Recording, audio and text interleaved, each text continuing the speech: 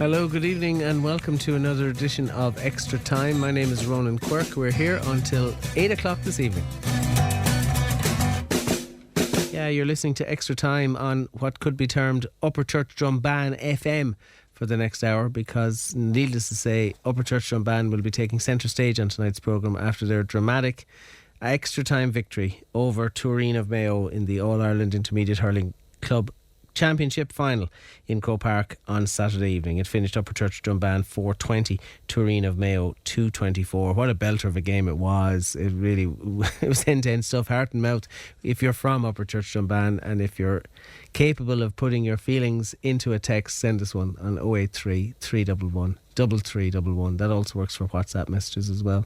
We're on Blue Sky if you want to communicate with us that way. It's extratime@bsky.social. But the text number again is 083 311 3311. Heartiest congratulations to everyone in that mid-Tipperary parish of Upperchurch Drombane who have won the All-Ireland Intermediate Club Championship. It is such a hard thing to win. It's so hard to get back there, and it is once in a generation that a parish like that. I mean, this isn't Ballygunner, who were up thereabouts most years, or the big Dublin clubs, but for a smallish parish, in a rural parish as well, to get to an All-Ireland final. Killadangan did it in 2005, and if you look at our senior winners of the senior equivalent of this competition, I mean, you've Ross Gray, you've Kilruan McDonough's, and you've Bursley, and that's it. So these are hard won, very, very hard won, and so many great clubs have got to All-Ireland Club finals, and not been able to see it out. So many congratulations to Upperchurch.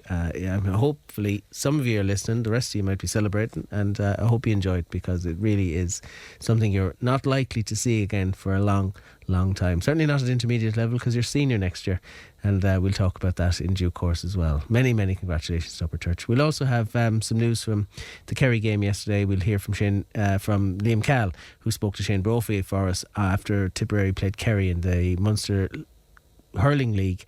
Victory for Tipperary, but it's not sufficient to get us into the final. We'll now turn our attention to the National Hurling League, which gets underway in a fortnight's time. Tipp footballers were in action as well against Cork in the McGrath Cup during the week. John O'Shea will join us with that. Lots of AIL rugby to come as well. Pat O'Donoghue from Cashel RFC will be with us, and Barry Ryan will round out the show with a review of the Tipperary Cup action that took place in the TSDL as well. Just to remind you, we're looking for nominations for the Tipp FM Sports Star of the Month for January. If you've seen something over the course of the month of January that you think is worthy of a nomination, send your nomination into sportstar@tippfm.com. That's sportstar, all one word, at tippfm.com. Our text number again is 083 311 3311. Let's start by hearing from Upperchurch, because their manager Liam Dunphy spoke to Paul Carroll in jubilant scenes in Croke Park on Saturday evening. Believe it or not, Paul, I was calm throughout the whole thing. Like, we got into a good lead. I know they scored a lot of scores in a row, but we still managed to claw our way back into it. And I had fierce trust in our hurling as the game was going on. I just knew our hurling would be there at the end, and equally our fitness levels. Like, we've put in an awful lot of work. The coaching that James is doing with the boys, that the hurling really always stands at the end of the game, and it probably really showed in the extra time when we managed to build a 10-point lead. We managed to open up at the back. I was actually calm, believe it or not, more so than a lot of games throughout the year. There's more pressure in the county championship than there is out here. Look, you're in an All-Ireland final, you achieve something you never achieved before.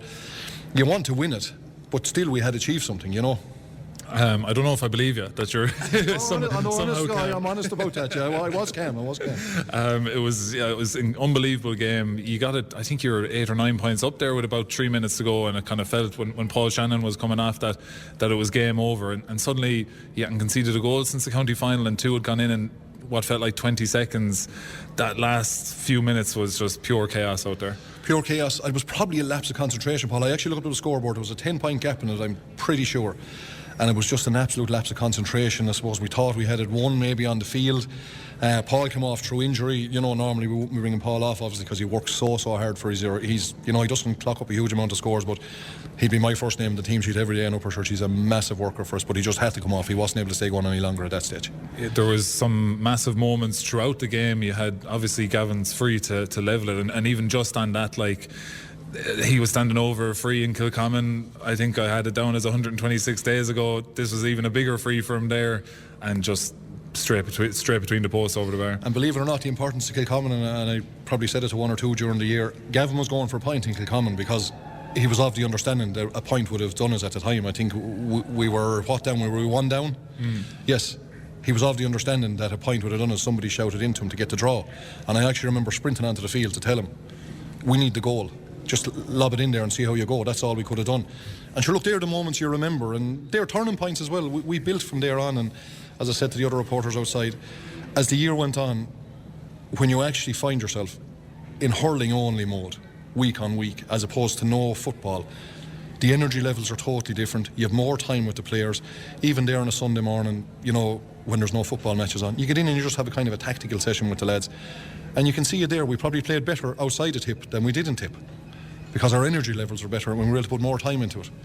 And look, we didn't let ourselves down in Croke Park. We clocked up 4:20 or something like that, I think, was it? 4:20. Yeah, we clocked up 4:20 over 80 minutes. You'd be happy enough with that. I don't know what we conceded, 2:24. Big score for us to concede. But look, we're out the right side of it. We move on now. The lads are Dunphy and hurling this year. And look, I always say, and I go to a lot of matches obviously, think of Clara and Kilkenny a number of years ago, think of Thomastown, look what they did after winning Intermediate All-Ireland. That's the way the people of Upperchurch have got to think now. They've got to be ambitious. Just final one for me. In that second half, it did feel like he needed something off the bench, and Paddy Phelan came on, got a huge block, but Jack Butler came on and was such a huge focal point for you up there. Just talk a bit about Jack Butler, because I don't know if he'd been around throughout the year or what, but that was kind of one of his best days out there for an Upperchurch jersey. Oh yeah, look, and if you go back even a few years ago, like Jack is away, yeah, you're dead right. He came back there over the Christmas. Well, he had been back a bit earlier in the year as well, but he came back over the Christmas. We played a match last week with, we'll call it 15 v 15 against another club, we'll call it subs or whatever phrase you want to use, and Butler was outstanding in the match. He just stuck his hand up. He had to be given some game time. But you look at it, look, we stalwarts like Paul Ryan come in there at the end of the game, Gerard Grant, men like that, they drive on the club as well. They're so much at the heartbeat of the club. They're so good in the dressing room. They're just absolute leaders when it comes to it. Paddy done his bit as well, obviously. Look, it's a squad thing. Mikey Griffin hadn't been getting much games during the year. He started in an All-Ireland final and we put him out in Fergal bowling with 8 minutes to go or 9 minutes to go to try and stop bowling's influence on the game in ordinary time. And I think Mikey Griffin done a savage job at that stage and tracked him throughout extra time as well, as much as he possibly could. That's Liam Dunphy, the manager of Upperchurch Drombane, speaking to Paul Carroll after that dramatic win on Saturday evening in the All-Ireland Intermediate Club Championship. Cian Treacy was on an analyst duties for us. How are you, Cian? Good run, yourself? I'm mighty, thank you. You know what? They're going to have to put a plaque up in Kilcommon for the resurrection of Upperchurch Drombane season. And who would have known when they were leaving that day, I think against Ballina, was it, where this journey would end? Quite a Hollywood fairy tale story. Yeah, I even think Spielberg would struggle to come up with a script like this. It was just an incredible year for them. They would have been heavily favoured last year in their first year down from senior to come back up. We're very disappointed to lose that semi-final to Cashel King Cormac in extra time in Temple Stadium, and came back this year really with the bit between their teeth. As Liam alluded to, maybe it was a little bit of a slow start, but you need bits of luck in games and in key moments in your season if you're going to kick on. And they'll certainly look back to Kilcommon and Gavin's long-range effort going to the back of net as a real turning point in their season, and they just went from strength to strength afterwards. Yeah, and winning becomes a habit. And I thought it was very interesting to hear what Liam Dunphy said there about having time with the players, because Upperchurch are a dual club and they play at a very high level in both codes, but you got the sense that there was more energy about his players once the football ended. There was, and that married with the fact that the pressure was off. They had garnered senior status for next year, and I think in a lot of the interviews and talks to a lot of the Upperchurch Drombane players, their goal at the start of the year was to get back to Dunphy and hurling, and they should have always been there. You know, it was a bit of an anomaly that they went down. They were maybe the best team ever to go down, and just through misfortune, injuries and bad luck they went down. But the same season they went down, as I've mentioned several times during the year run, and they played in the mid-senior final. That's right. Against Hurlers Archers, and were only beaten by a couple of points. And probably being the biggest word in sport, should have won that game that day. So they've never been too far away, and all of those bad luck stories, 2019, they had the mid-final one, Shamie Canlon got a great goal for Drum to bring it to extra time. All of these stories put together make this an even better story for Upperchurch Drombane.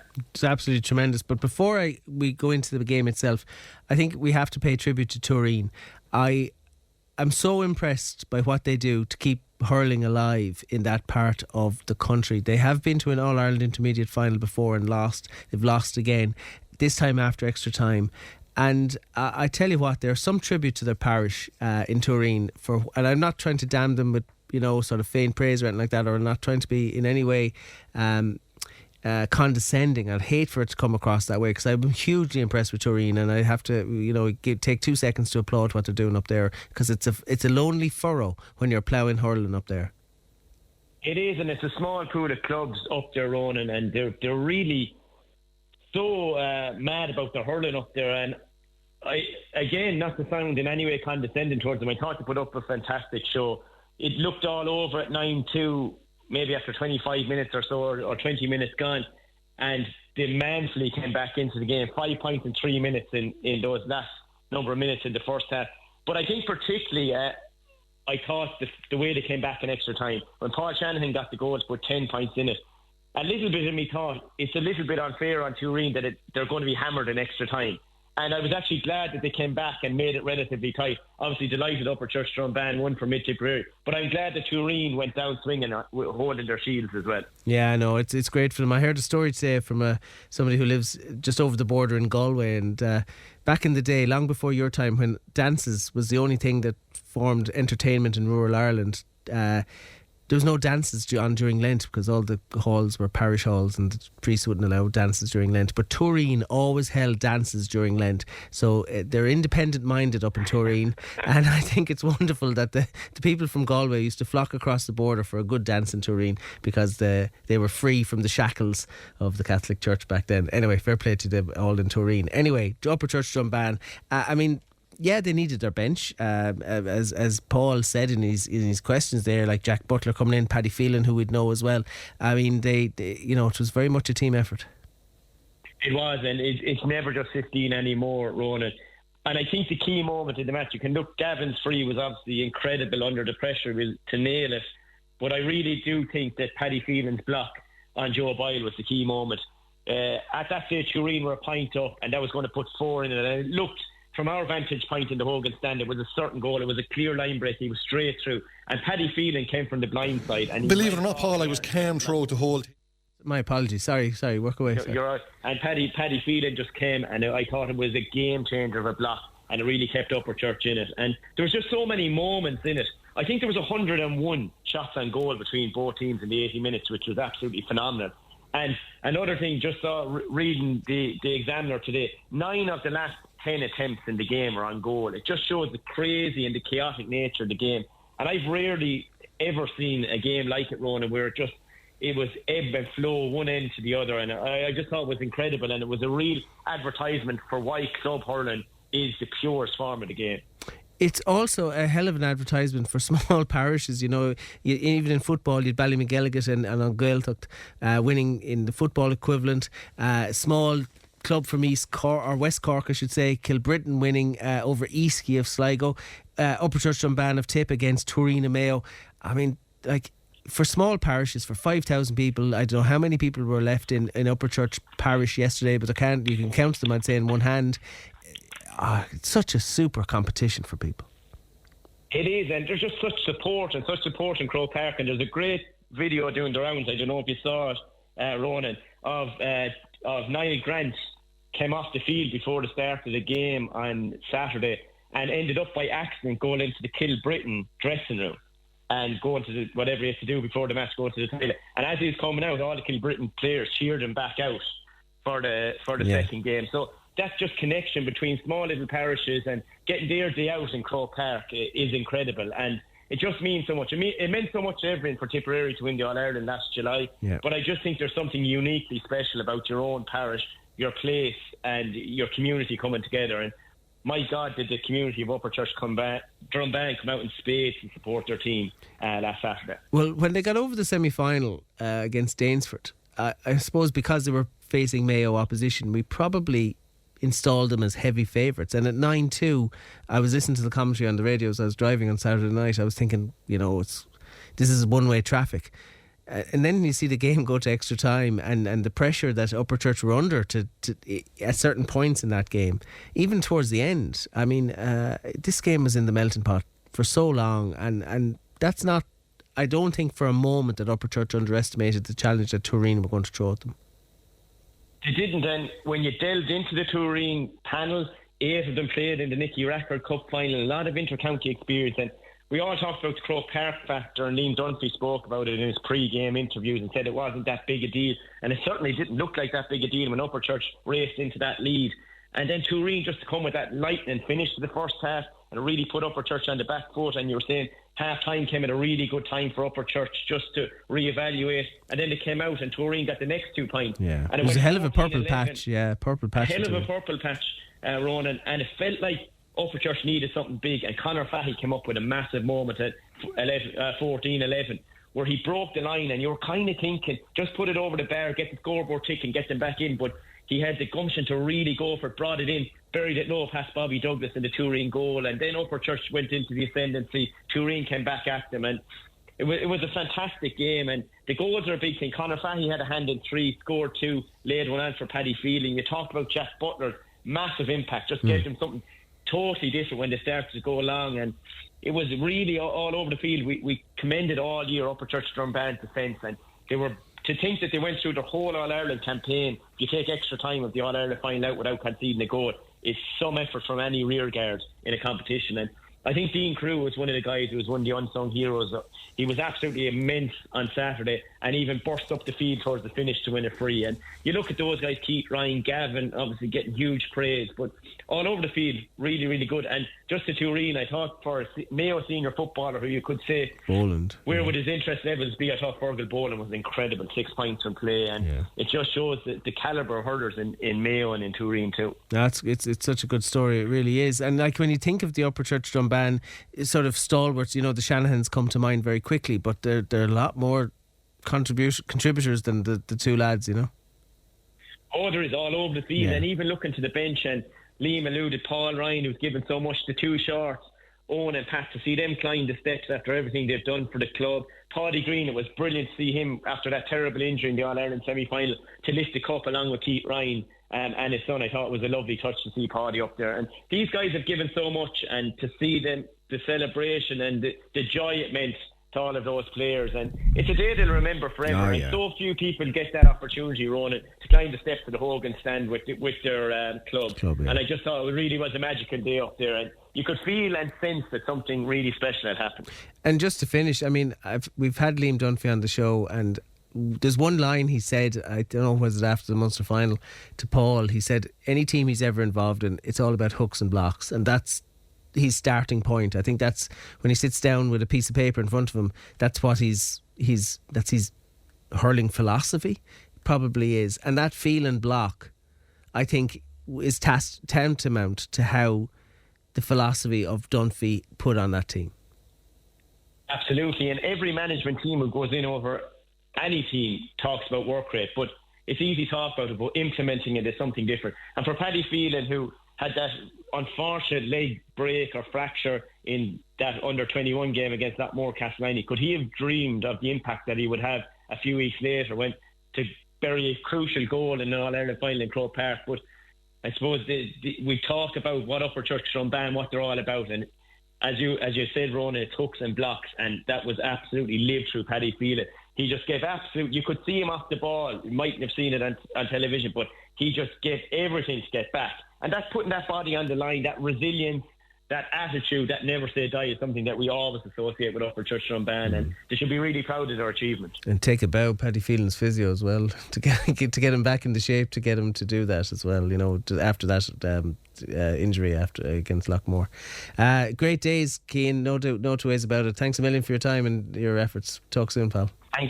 Thanks, Ronan. Not at all. Cian Treacy, who was our big match analyst there. Let's hear from their captain, Keith Ryan, who after the game finished caught his breath and spoke to Paul Carroll. Stuff of dreams, going back 12 months ago when we went back training, we did not think we'd be here, and when we got the opportunity, we just said to us coming up today, this is once in a lifetime opportunity and don't leave anything behind us. And thankfully we did that. Like, we didn't make it easy. In fairness to Turin, they're a savage team, like, and we had to do everything in our power to get over them. And thankfully we did. Like, if we won by a point there today, we'd take that. So we're just grateful we got out the right side of it. You took a lot of knocks in the match and still were able to, hold out and drive on again. Like, Yeah, of course. Like, obviously we were down Paddy as well today, and Paddy was only probably at 70%, but he still, like, there was nothing stopping him playing today. Like, he wanted to get on that field, in fairness to him. Like, that's just to show how tough the game was there today. Lads going down with knocks, but look, lads went off a cramp, took a bit of time off, came back onto the field, did a job for us again for 10-15 minutes, and that's what you need a panel. And thankfully, in fairness, the lads came off the bench, made some difference as well, and probably got us over the line today. Keith, there were so many big moments in that game, but I'll start with maybe the biggest of them all. Was about 63 minutes gone, you win a free outside 45, your brother Gavin steps up. As he was standing over that, do you remember what was going through your head, or what were you thinking? Because that was the ceiling of the game, really. It was serious courage by Gavin to take that on and put it over the bar. But actually, I remember, I think the ball broke and I got onto it and I passed it to Luke, and Luke got fouled, and Gavin actually took a knock. He was down on the ground on his honkers, and I just picked up the ball and thrown to him. I says, "You have this in your locker." Not a bother to him, and that's what he did. Like, he's nailing them frees since he's 10, 11. Like, he is an unbelievable free taker, and throughout this year he's came up trumps for us many times, and no, I didn't have one bit of doubt in him at all. Not at all. And then, like, as the game went into extra time, it was going back and forth. I can barely even remember the moments myself at the minute. There were so many big moments in that game, but it looked like the game had been won by Eve with 2-3 minutes to go. Suddenly 2 goals go in very quickly. They get a quick point and you're defending for your lives on the edge of your own square in the last puck of the game. Like, that was just wild to be on the field for, I'd say. Yeah, absolutely. Look, we probably went, I think it was at 7-8 points up at one stage, and next thing the 2 goals went in, and you're kind of thinking to yourself, oh God, Jesus, like, please not let this happen. But no, in fairness, we stuck to the task and just defended from the front and tried to get that ball and try to play it as best we can. But, like, that goes back to the calibre of Turin and how good they are. Like, they just didn't die. So that's a huge character to them, in fairness, and thankfully we held out. You mentioned a lot of people in your speech, Paddy Green being one of them. He missed out today through injury. You mentioned Paddy there and playing at probably 70%. It's a real kind of squad, and you've been through a lot of tough days. I was mentioning it on commentary, like, some of you lads that have been playing for 10 years plus have had real heartbreaking defeats in mid-finals and things like that. Like, it's been a great journey, particularly for those lads. Yeah, absolutely. Like, there's many lads inside in that dressing room probably hadn't won anything with Upperchurch Drombane up until the last 2 years. I suppose they won a league, maybe county leagues or that, but nothing of significant. So this year is really special to win a county, go on in Munster and have the All-Ireland glory again today is really special for them lads. There's lads there like Paddy Green, Colin Ryan, Paul Ryan, who've played for this club for the last 15 years, I suppose, at senior level. Like, I remember I was a young lad looking up to these lads. I wanted to be with them. So just to grace the field with them is a huge privilege, and it's lads like that have drove the standard in this club for the last few years, and I'm just grateful to be involved in it. Like, it's class. You've also lived a dream now of walking up the steps of the Hogan stand to lift a cup. Usually when you're dreaming about that, it's with county, but it's nearly even more special with your club. From a personal point of view, just what was that moment like? Yeah, it was unreal, to be honest. Fairly overwhelming when you look down and you see all the panel of players in front of you in the management team, and as you said, half of Upperchurch there, the whole lot of Upperchurch. It is quite emotional, and it's a day that'll live with me for long more, and it probably won't sink in for another while, to be honest. Get my head around it, but no, it's unreal. It's unreal, yeah. That's Keith Ryan speaking to Paul Carroll after the full-time whistle in Croke Park on Saturday. Let's hear from a Upperchurch native. Stephen Gleeson's on the line. How are you, Stephen? Great, Ronan. All good this evening. I would imagine that was going to be your answer. Can you put into context for us what this means to the parish? It's a long journey to get to where Upperchurch is at the moment, and I suppose if you look back over all the years and all the heartbreaks, they led to something like what happened on Saturday evening, and just seeing someone from Upperchurch go up and get the cup, and the smiling faces all around, and everyone that was there from other parts of Tipperary as well was wonderful to see. And people from Upperchurch travelled from so far just to be there and have a part to play in the day, cheering on the team. And it was a sad week going into it, Ronan, with the passing of Niamh Kinane. She passed away during the week, a well-known publican in the heart of Upperchurch, and sympathy to Siobhan, Fergal and Ivan. And, they're a great sporting family as well. And, some of the players would have worked there over the years, like Paddy Green would have been there in Kinane's for a number of years, and it was a very sad lead-in, but no doubt Niamh would have enjoyed the victory, and the buzz was absolutely brilliant when the cup arrived back on Saturday night, and then on Sunday morning the school children in Scully Sagan paraded up along the street with the players and the cup and into the church in Upperchurch, and great celebration there. The church was the only venue capable of taking the crowd, I think. That's it, and the church was absolutely packed to capacity as well, and so many people travelled from a lot of places just to share in it, I suppose, and I think people really appreciated because of the journey that Upperchurch had been on, and historically it is a huge journey. You go into the school there in Upperchurch, Scully Sagan, and it's part of the fabric. I mean, there's a picture there on the wall of Jesus, and beside him you have an Upperchurch hurler and an Upperchurch camogie player, and then you have Nedda Hill, who was a rebel 300 years ago, and some pictures of the Black and Tans and local freedom fighters, and that's the history of the area. That's in a nutshell, that's what the area represents, I suppose. And hurling would be key to everything, and it would be a part of people's identity in the village, I think, and that's a big thing. So I'm working currently on a book, The History of Upperchurch Drombane GAA, with Martin Burke, the club PRO, and Frankie Short as well. And finally we have a conclusion for this era in the book. And I'm delighted you didn't publish it last year. That's all I say. I'm thrilled because you'd have had to bring out a revised edition. Yeah, that's the thing, and I think really you see what the people are about really when you see the journey that they've gone. Like, they went so low when relegation happened. Everyone involved with the club and hurling relegation was huge, that really was. But I think the attitude that was shown after that, just that honesty and heart and that character shone through. And I remember, Ronan, going back probably 25 years ago, having Tommy Carr, the Dublin footballer, a Tipperary native, coming to talk to players in Upperchurch. I don't remember much about it, but I do remember that people had to say what was in the dressing room character-wise, and heart and honesty were the type of things that were brought out in that conversation.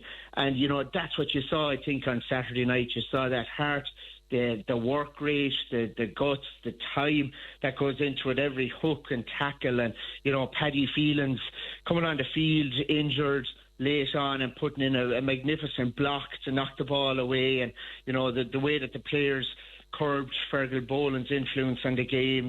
Jack Butler back from Dubai, over where he's teaching in the Middle East, and back there coming on in the All-Ireland final, playing a huge part in a game like that. And there's just so many little stories within the bigger picture, and I think overall the defence was magnificent as well.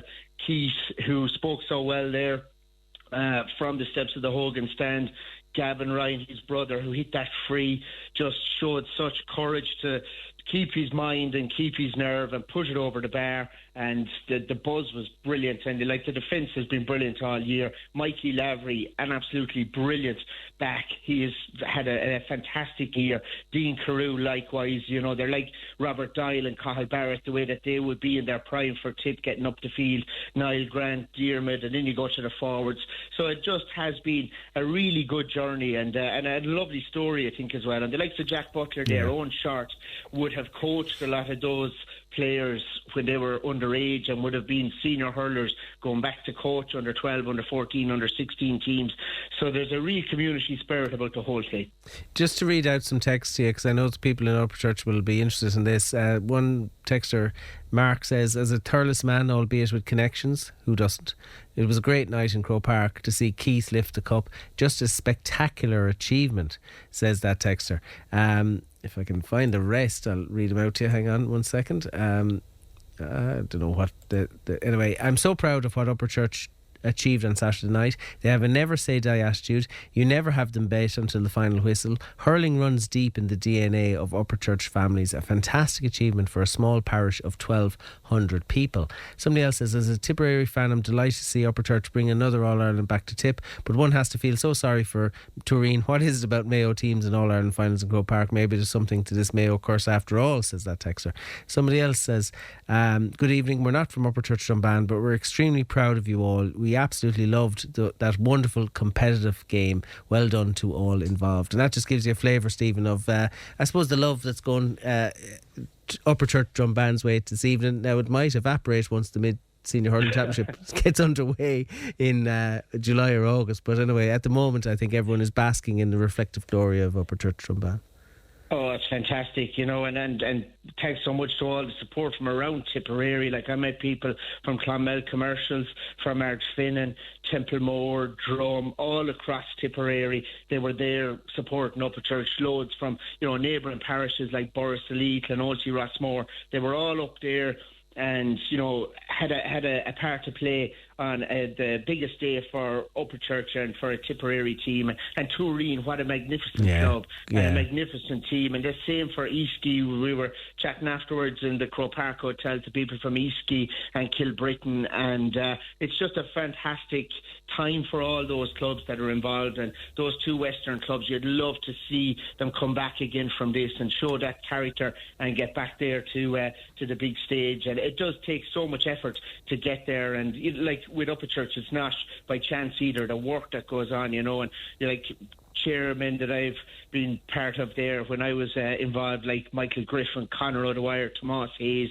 the effort that they put in, and there's so many, Katrina Kennedy, and a lot of people over the years made a huge contribution, Michael Burke as well, and you could go on and name so many people that had a part to play in it, the coaches in the primary school that were there, and all the time that's spent on getting everything right. The reality is, they're standing on the shoulders of giants, a lot of these players, and a lot of those great Upperchurch folk, would have loved to have been there as well, like Packy Ryan Dury, the granddad of Keith and Gavin. He was, a wonderful Upperchurch Drombane supporter always, and I can remember when there was no lights in Drombane, and Packy Ryan Dury would go and he'd turn on the lights in the car that people could do sprints, and they'd be seen then with the lights on in the car. Things have come so far really when you think about it in rural Ireland and in Upperchurch. So it was a fantastic day, and it caps off a magnificent time for Upperchurch, and it's a great time overall, I think, for Tipperary hurling. That is, and I know you know this, but you may never see the likes of it again, because it's so hard to get there. You got to enjoy it when you can, and hopefully the celebrations will go long into shorten January for you, shorten the winter. And Stephen, enjoy them. Congratulations to everyone in Upperchurch. We'll talk again soon, my friend. Thank you. Thank you so much, Ron. Not at all. Stephen Gleeson, Upperchurch native, gathering his thoughts on what was a magnificent day for the parish. Anyway, we'll move on from that. Our text number is 083 311 3311. Tipperary played Kerry in the Munster Senior Hurling League in Tralee. Now, the conditions were absolutely atrocious in Kerry on Sunday lunchtime. Absolutely atrocious. Fair play to both sets of players for serving up some entertainment. It finished Tipperary 116, Kerry 17. Here's what Liam Cahill thought of it all. Yeah, look, first and foremost, I think huge credit to Kerry on the day. They came really well organised and a real spirited performance with no lack of quality either, to be fair. I suppose at the end it was just maybe a couple of chances that let them down. They could have made it even more difficult than it has been here today, to be honest. So but look, sure, he went right down to the wire. Real difficult hurling in difficult conditions, but it was the same for both sides, and fair play to Kerry today. I think they probably got more out of it than we did. The team that started had, I think, 9 players that played in the All-Ireland. Did you go after the score, or was that out the window once you got off the bus inside the heavy rain here? Look, it was never really a part of our mindset coming down, to be honest. What was a part of our mindset really was to get game time into guys that haven't seen action of late, have been on extended rests and only maybe back in training 3 weeks or more. So that was the key priority of today, was to get game time into those guys, and it just happened that 7 or 8 of them were obviously on the All-Ireland match day team or squad. So and we got that today, and as you can see, some of them needed it and needed it badly, because obviously Saturday week we have Galway coming in the National League and Thomas. So that's all part and parcel of our preparation. And I suppose, to answer the question, the key was to get the result today and the performance. But we got the result, but the performance maybe left a little bit to be desired. The fact that we were only able to name 22 today, is that a combination of factors? Injury, college commitments, training load, that sort of thing? Yeah, it is, Shane, to be fair. I've said it from the start of January, it was going to be a difficult month to navigate and balance, and that's the way the calendar and the schedule is now. So we have to be careful always with, obviously, our mindset needs to be around making sure that our players are protected in relation to the workload that is there if you're involved in colleges, and trying to obviously train with ourselves as well. So it is a very, very difficult month to make sure that you kind of can arrive at the end of it injury free and ready with a fit team to play the first round of the National League. Was the one negative today, McGrath limped off after about 12 minutes? Was that a precautionary one, or? Yeah, no, he has an ankle strain of some sort. We just need to get in behind that. As to how severe it is, we don't know yet, but so he did come off obviously fairly early in the game, so we'll be hoping that it's not too bad, but again we'll know more as the week progresses. I suppose the nature of being All-Ireland champions, Liam, is that you get your few months of basking in the glow of it, but it's not long before you're back on the starting line with everyone else. How's the response been since you came back together from the lads? Yeah, well, look, it's like anything. We can train really hard and come back and maybe say to one another, we're ready now, let's go, but it's not until you play down here in Tralee under them elements, and again a Kerry team coming here to really give a good account of themselves, that you find out where you are in your preparation. So the appetite, all I can say is, from what I'm seeing every night in training, is really, really good. There's a huge desire there to get it right, but it's also a big ask to make sure that we stay really competitive in the National Hurling League, retain our Division 1A status, and be as right as we can be heading towards the end of the league into the championship. So that's our overall I suppose mindset and psyche at the moment, is to make sure that we're ready for that. Just in terms of that panel, you haven't had an opportunity, if you wanted to look at some of the Upperchurch Drombane guys, and had a fantastic night in Croke Park last night. Will there be a little flexibility in terms of maybe any of the guys that you haven't had the opportunity to look at from their point of view? Absolutely, Shane, and heartiest congratulations to Upperchurch Drombane as well. It was a rip-roaring encounter, and fair play to them on being All-Ireland champions.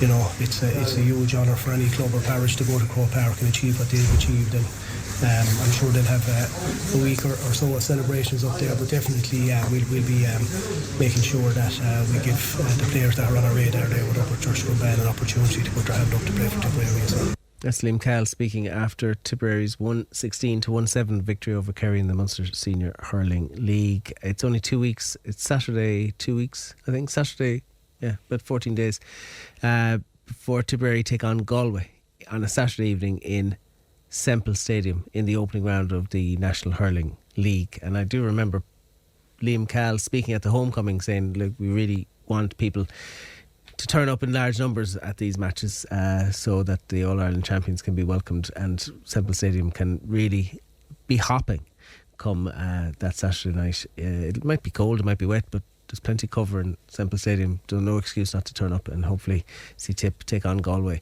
in the opening round of the National Hurling League. The second game is on the following Sunday, I think, in Banagher, I think, against Offaly. A moment of correction on the venue, but the second game is away anyway to Offaly. The opening game anyway is a Saturday night against Galway. Let's have a quick word with John O'Shea. Good evening to you, John.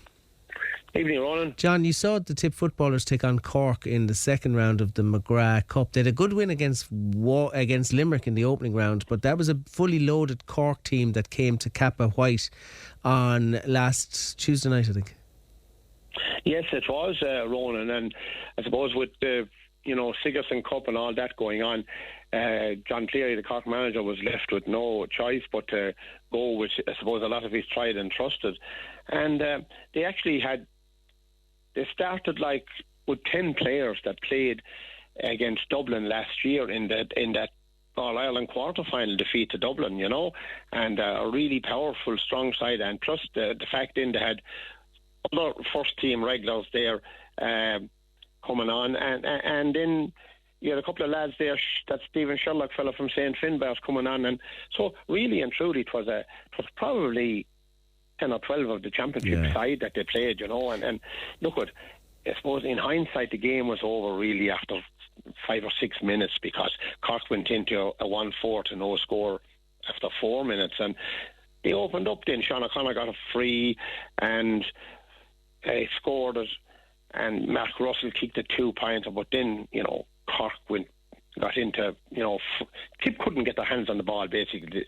That was the problem with it, Now, they tried, came on the second half, but Cork really, really, done what they want to, empty their bench. Tipp done the same thing. There was, a lot of game time there for lads, but Niall Fitzgerald, afterwards he looked at it, I suppose, from a learning perspective, and he said he didn't think anyone expected Cork to come with that strength of a team, But it is about blooding players, and he has a limited pick, and he is, I think, trying to blood a few of a moderately successful under-20 team from last year. He did, and he also said that the league is 100% our priority this year, to get out of Division 4, get up to Division 3. He also said Division 4 is not simple. Every team that's in it fancies their chances of getting promotion. And he just said, look at London. There, for the last 2 years, Tipp couldn't get a result against them. And London is the first game in the league in 2 weeks' time away to London, And he said, it'll take Tipp a few years to get up to the level, really, of what Cork were at. And also that, he said, you can talk about the championship all you like, he said, but it's the National League and the Tailteann Cup is Tipp's, level at the moment. And that's the targets they're setting, So he knew what he was talking about, and that was the target. And he wasn't blowing his call about it. We'll give the championship a cut, or real cut, and all that. You know what I mean? He won't come up against sides the calibre of that Cork team when he goes into a league campaign in Division 4. So it's no harm to play at that standard. It'll bring fellas on, but he's going to need a full deck to deal with if he's going to look for promotion. Oh, he is, of course, and he and I think myself that probably that Cork will probably. They'll take, they'll have a good cut at Division 2, at that Division 2 league this year. And you're right, you're not going to meet footballers of the calibre of Cork in that league. But, he was missing a good few lads as well, because they were involved in the Sigerson. And as you said, a lot of that under-20 team from last year at his disposal, probably in the middle of a training block now as well. And look, it probably showed that, if we want to be inter-county footballers, this is the level we have to try to attain, or try to, look to that in their preparation, and probably in their, I suppose, strength and conditioning and all that, because it was a very, very powerful, Cork, physical, Cork, fit team, very, very fit for this time of the year. They were, you know what I mean? Do you know there's something else? Go on. There's something else struck me as you're talking. I mean, you talked about Sigerson there a couple of times. Fitzgibbon is ongoing as well, and Oisin and Dara were playing Fitzgibbon on Wednesday. Very, very powerful team that they're involved in, and then they're out playing National Hurling League on a wet, damp, blustery day in Tralee on Sunday. I mean, you're asking a lot of these fellas. Asking a lot of them, but I suppose Liam Cahill had, he wanted to get sort of game time into them as a Tipperary unit, you know what I mean, getting them play together, because they were playing Wednesday and all that in the Fitzgibbon, and look at all the other counties are more or less the same at this stage in the game, and I think the championship is the league is just around the corner. 2 weeks' time, or Saturday night, Saturday night week in the stadium, and the season's really starting that night, and it will be helter skelter then right through the league into the championship. All of a sudden you're into the championship, and it's bang bang bang again. You're probably playing Munster Championship, four games in 6 weeks or whatever. That sort of way. So you don't feel things coming around. Did you know the Harty Cup has come to its conclusion as well? There's going to be a Tipperary team in the final because Nina and Thurles will face off in one semi-final. St Joseph's Tulla are taking on St Flannans of Ennis in the other semi-final, and that's good news for Tipp to have a team. It is, and I was at the Nina Middleton game down in Bansha. I tell you, a very, very powerful Nina side, and I've I think they're a team that could go a long ways in it, and I sort of half fancy them now. I saw Thurles earlier on in the group stages, albeit it was a weak group that they were in, but I think Nina are very, very powerful, very strong down the middle. Owen Dahan there, he's a powerful. He finished up with 114 there. I suppose 1-8 from frees, but it was the work he done as well as that. He's just not a finisher. He's a worker. He's a provider. He sets up moves and probably finishes as well. A big, big, powerful man in that at centre forward. They have a chap there from Nina Aerogue as well in the middle of the field. The name just won't come to me at the minute. But they won the equivalent, we'll say, 2 years ago of the Dean Ryan Cup. And they would have some of those, plus the fact that 2 years ago they won the Harty, and they still have some of those guys in it. Still, good Lord. They're a well-drilled side. Yeah. It's going to be a belter against Thurles in that semi-final. John, I got to fly, but thanks for your time. All right, Ronan. Thanks indeed, John O'Shea, with news of the Tipp footballers and some Harty Cup news as well. Let's go to rugby next. Pat O'Donoghue's on the line. How are you, Pat? Good evening, Ronan. How are you? I'm very well. You moved up the table despite a very narrow home defeat. Away to Wanderers, 25-24. You must be disappointed with the result. Do you know what, Ronan? We were and we weren't. I know that's not a great answer, but look, we were on the back of a bad run, right? The boys had a lot of soul searching done over Christmas. There was a real meeting of hearts and minds in that period of time, and believe it or not, we saw the difference on Saturday. It was a completely different performance to what we were performing at. We were five steps ahead of where we were, and having said that, we got 2 bonus points away. Even though we lost the game, we still have 2 bonus points in the bag. Overall, I was happy with the performance, the attitude. The overall psyche behind the team, has come back on track. So we've a free Saturday coming up. We're going to train hard in the meantime, and we've Corinthians and Cashel then on Saturday week, the 24th. But one of the highlights for me last Saturday was young man called Joseph Lawrence. He's a homegrown guy who came through the club. He actually got, in my opinion, was the man of the match. Scored one of your tries. He did score one of our tries off a great breakdown, saw a block down. So, it wasn't as bad as it looks as in defeat.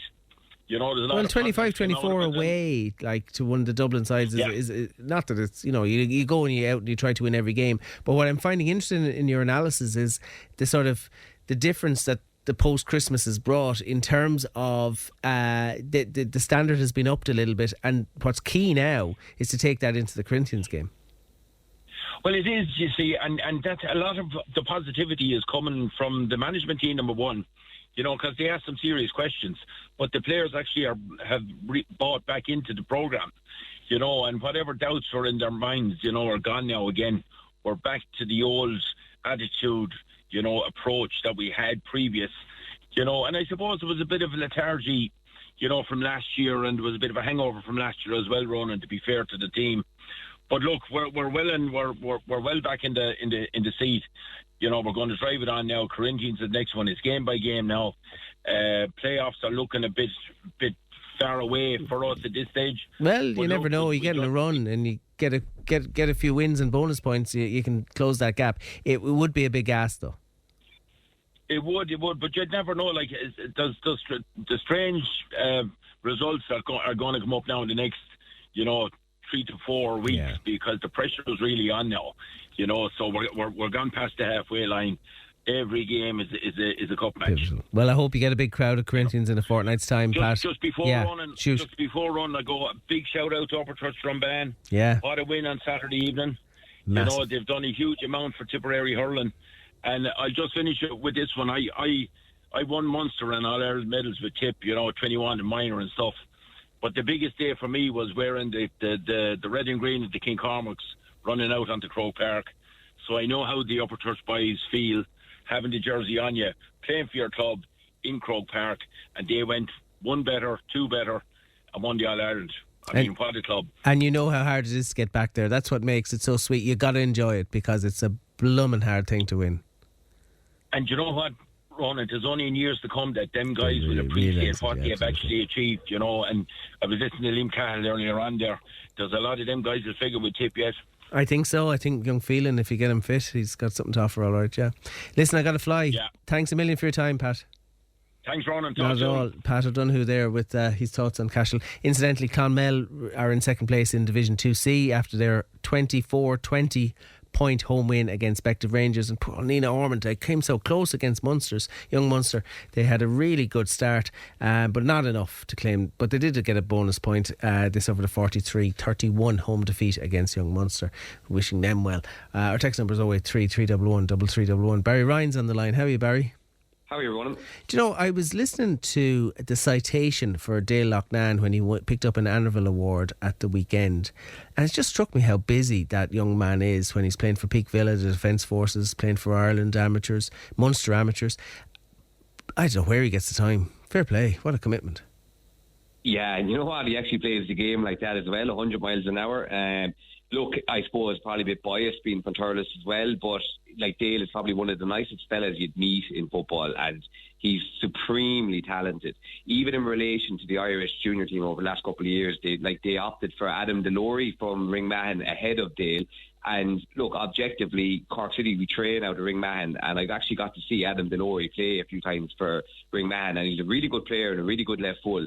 But I would feel Dale Loughnane would have much more in his armoury in terms of an attacking threat and also defensively than Adam Delory. But I suppose it's all preference and stuff like that. But I think Dale should have had more recognition at junior international level, just in my opinion. Yeah, I'm delighted he picked up that Annerville for what he did. But it also struck me, we've talked before about the general health of the TSDL and the quality, and perhaps the fact that the quality's gone a little shallow, albeit St Michael's still been trailblazers, Peak Villa and Tumal Boris doing very, very well, but then you've got towns like Clonmel who aren't producing competitive teams, and you'd wonder why. But the point was made to me during the week that if you're on a very successful TSDL team like St Michael's, you might play 30 plus matches a year to win silverware, be it a league or a cup if you go deep in the provincial or a national competition. I mean, if you're playing club hurling or football, you're playing nothing like that number of matches, competitive matches. It's a ginormous commitment. It's kind of brought home to me the commitment we ask of TSDL players. Yeah, and you know what? It's funny you say that. It's a conversation I have regularly with Cian Treacy, where he always says to me that in terms of training and being involved with GAA teams, and he was involved with Killoughey, Kilcormac last year and the Kilkenny under-20s, how do a TSDL team manage to peak at a particular, point of the season was really important, because in GAA circles, you can probably come through the early stages and then you're looking to peak for a county championship, in terms of maybe towards the end of the group stage or whatever it might be. But with the standards that St Michael's have set over a number of years, if Peak Villa were to lose a league game early doors, sometimes we're almost saying, that could cost you the title now. So how, literally need to be in your pomp. And you know what the FAI Junior Cup is like. If you're not ready in any round of that, you're in trouble. So it is a huge ask over a significant, over 9 months, where you need to be at it all the time. All the time, train twice a week and playing at Sundays. Let's talk about the Tipperary Cup, because perhaps one of the ties around was Croke Park B bringing Clonmel Celtic to penalties after extra time. It finished 2-2. Celtic will be delighted to get out of Kerry with a win. They'll be certainly delighted at it. It almost was an incredible scalp for Croke Park B. That was one, I suppose, on paper you kind of felt, especially in the Tipperary Cup, where I thought maybe Croke Park's A team would make sure nobody was cup side, that maybe they would see playing with them later in the competition. Sometimes when you play a B team, you get that. But no, Croke Park obviously really, really competitive on the day, and I suppose Clonmel Celtic will look at it as one of those performance probably not really important in a cup game. It's literally just about getting into the next hat. Nobody ever remembers whether you scrape through the first round or the second round if you end up in May on a Friday night in the Tipperary Cup final. That's true. And I was looking at Wilderness Banshee last week, thinking about that being a close-knit affair. Banshee seem to have strengthened their squad a bit. They got a 3-1 win against Wilderness. Yeah, and that's the thing with Bantry. You always know that when you get to that period in the season where there's a little bit of a lull in GAA terms and a few more players become available, Bantry are always one of the teams that you don't want to meet because they have pedigree in these competitions.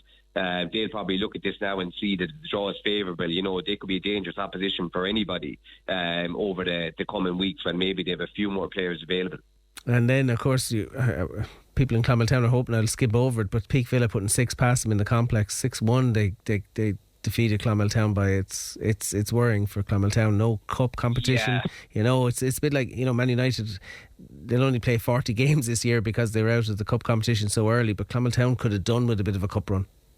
Yeah, I think they would have looked at the cup run. Like last season, they actually got a huge scalp. They went up to Thurles and knocked Peak Phil out of Tipperary Cup, and it galvanised them in the league then to put a few wins together. Whereas this season, I suppose, and it's one of those, I think it's important to focus on Peak Villa on this one as well, because the conditions were horrendous on Sunday of wind and rain, and there was cup upset written all over it.